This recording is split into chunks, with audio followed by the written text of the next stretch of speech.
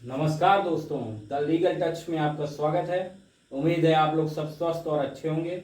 आज पूरे भारतवर्ष में रक्षाबंधन का पावन पर्व मनाया जा रहा है। इसी के उपलक्ष्य में मेरी ओर से सभी भारतवासियों को रक्षाबंधन की हार्दिक शुभकामनाएं। आज हम बात करने वाले हैं भारत में जो कानून व्यवस्था है उसमें जमानत के कितने प्रकार है, आप कितने प्रकार से जमानत ले सकते हैं। तो चलिए आज बात करते हैं जमानत के प्रकार। How many types of bail. ठीक है, टोटल हमारे पास 4 तरह की जमानत की सिस्टम है हमारे भारत देश में। आइए उस पर हम विश्लेषण, उसके पूरी टिप्पणी करके हम बात करते हैं। सबसे पहली जो जमानत की प्रक्रिया है जिसे हम रेगुलर बेल कहते हैं,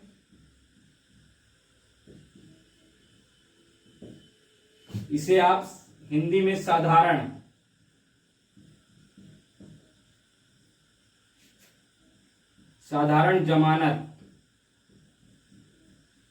जमानत भी कहते हैं। सीआरपीसी में जो इसकी सेक्शन था, जिस सेक्शन के तहत इसकी कार्रवाई होती थी वो थी सेक्शन 137 के तहत इसमें कार्रवाई होती थी। ठीक है, सॉरी 437 के तहत कार्रवाई होती थी जो कि आपकी सीआरपीसी में थी। अब हम बात कर रहे हैं, क्योंकि अब हमारे पास भारतीय नागरिक सुरक्षा संहिता है, बीएनएसएस है। इसमें जो कार्रवाई होती है वो सेक्शन 483 और 480 के तहत इसमें कार्रवाई होगी।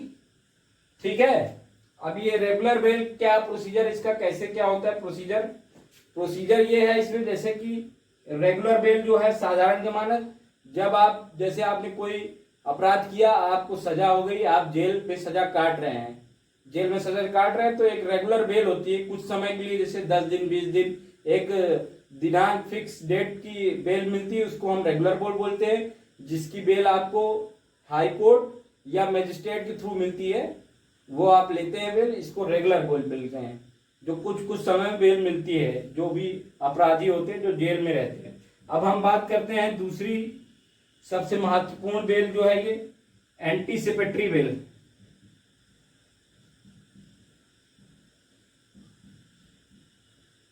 जिसको हिंदी में अग्रिम जमानत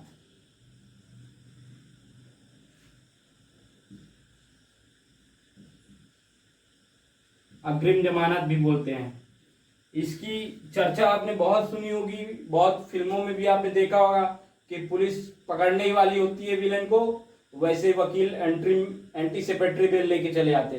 तो इसी को बोलते हैं अग्रिम जमानत। मतलब अरेस्टिंग होने से पहले, कोई आपने ऑफेंस किया, अपराध किया, आप पुलिस गिरफ्तार नहीं कर पाए, उससे पहले ही आप कोर्ट से अग्रिम जमानत ले आए। अब अग्रिम जमानत कोर्ट किस बिहाफ पे देती है, इसमें टोटल 4 पॉइंट है। 4 पॉइंट पे ही ये जमानत आपको मिलेगी।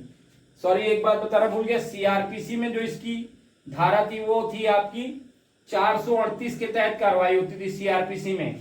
इसके बाद इसी पे ये बीएनएसएस में, भारतीय नागरिक सुरक्षा संहिता में, इसकी कार्रवाई सेक्शन 482 के तहत होती है। अब हम बता रहे थे कि इसमें जो सेशन कोर्ट है या हाई कोर्ट जो है बेल किस बिना पे देता है। इसमें देखिए 4 कॉलम है। सबसे पहले तो जो आपने ऑफेंस किया, जो कार्य किया, जो अपराध किया है, उसमें आपका जो आईओ लगेगा, फर्दर इन्वेस्टिगेशन ऑफिसर, उसको आप पूरा सपोर्ट करेंगे, उसकी कार्रवाई में सपोर्ट देना होगा, उस बिहाफ पे ही आपको बेल मिलेगी। दूसरा यह है कि जो आपका विपक्षी है, जिसने आपके खिलाफ एफआईआर नोट कराई है, उसको आप डराएंगे धमकाएंगे नहीं, विपक्षी को परेशान नहीं करेंगे। ठीक है, तीसरी जो मिलेगी, आप देश छोड़ के नहीं जा सकते, नहीं जाना, देश छोड़कर नहीं जाना है। जो चौथी है, इसमें सेक्शन 480 480 के तहत जो भी उसमें धाराओं के तहत अंतर्गत कार्रवाई, उसमें पूरा सहयोग करेंगे। ठीक है, 480 की कार्रवाई में सहयोग करेंगे। तो ये 4 पॉइंट पे ही अगर आप अमल करते हैं या हाँ करते हैं, उसी के बिहाफ पे ही आपको जज साहब अग्रिम जमानत देंगे, एंटीसिपेटरी बेल देंगे। ठीक है, अब हम बात करने वाले हैं तीसरी जमानत प्रक्रिया की।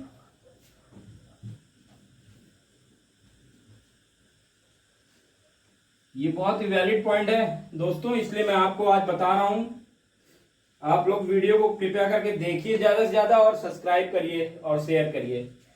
तीसरा जो हमारा जमानत का प्रक्रिया है वो है इंटरिम बेल।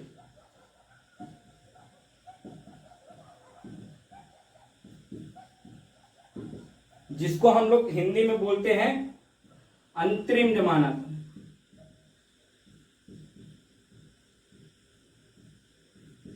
इसमें देखिए होता क्या है, कुल मिला के ये है, देखिए इसमें जो सीआरपीसी में और बीएनएस में इसकी कोई व्याख्या नहीं है। इसकी मतलब सेक्शन किस सेक्शन में आता है इसकी कोई डिटेलिंग नहीं है। इसमें जो अंतरिम जमानत मिलती है ये आपको जज के बिहाफ पे ही मिलती है। जैसे आपका कोई एडवोकेट है, वो गया जज के पास कि जज साहब मेरे जो मुवक्किल है उनको ये दिक्कतें हैं, आप मुझे 1 हफ्ते का मोहलत दे दीजिए, आप मुझे 10 दिन की मोहलत दे दीजिए, मेरे पास सबूत अवेलेबल है, मेरे पास पूरी चीजें हैं, मैं अपने मुवक्किल को बेगुनाह साबित कर सकता हूं, तो आप कृपया करके मुझे इंटरिम बेल दे दीजिए, जिसको हम लोग अंतरिम जमानत कहते हैं। अंतरिम मतलब कुछ दिनों के लिए राहत दे देगी जज साहब, अगर जज साहब चाहेंगे तो। और इसकी जो प्रक्रिया, जैसे आप अगर लेना चाहते हैं बेल, तो ये जो है हमारे हाई कोर्ट और सेशन कोर्ट के जज साहब ही दे सकते हैं। ठीक है, इंटरिम बेल अगर आप लेते हैं तो हमारे सेशन कोर्ट या हाई कोर्ट के जज साहब ही दे सकते हैं। तो ये थी तीसरी बेल की प्रक्रिया, जिसे एक तरह से टेम्परेरी भी बोलते हैं, जो मैंने आपको पहले बताया था ना, टेम्परेरी बेल कुछ दिन के लिए दे सकते हैं। तो ये टेम्परेरी बेसिस पे रहेगा, ये जज साहब हमारे दे सकते हैं। अब हम चौथी बात करते हैं जो एक महत्वपूर्ण बेल है, डिफॉल्ट बेल। डिफॉल्ट बेल, जिसे डिफॉल्ट बेल ही कहते हैं। सीआरपीसी में ये 167 के तहत इसकी कार्रवाई होती थी। अब जो कि बीएनएसएस में भारतीय नागरिक सुरक्षा संहिता में इसकी जो कार्रवाई है वो आपकी 187 सब क्लॉज 3 के तहत होती है। 187 सब क्लॉज 3 के तहत होती है। डिफॉल्ट बेल जो होती है, देखिए इसमें ये होता है, जैसे आपने कोई ऑफेंस कर दिया, आपको ये तो पता ही होगा कि जैसे पुलिस को जो किसी भी अपराधी को 15 दिन तक अपनी हिरासत में रखने का अधिकार होता है, पर वो कोर्ट से उसी अपराधी को अगर उसकी कार्रवाई पूरी नहीं होती या उसके पूरे चार्जशीट नहीं लग पाती है उस केस में, तो कोर्ट के द्वारा पुलिस को ये अधिकार हो जाता है कि 60 से 90 दिन वो जो अपराधी है उसको अपनी कस्टडी में रख सकती है। तो इस दौरान अगर आपने जो चार्जशीट लगने से पहले अगर आपने डिफॉल्ट बेल के लिए आवेदन कर दिया, इसकी जो कार्रवाई होती है वो भी आपकी हाई कोर्ट या सेशन कोर्ट से ही होगी।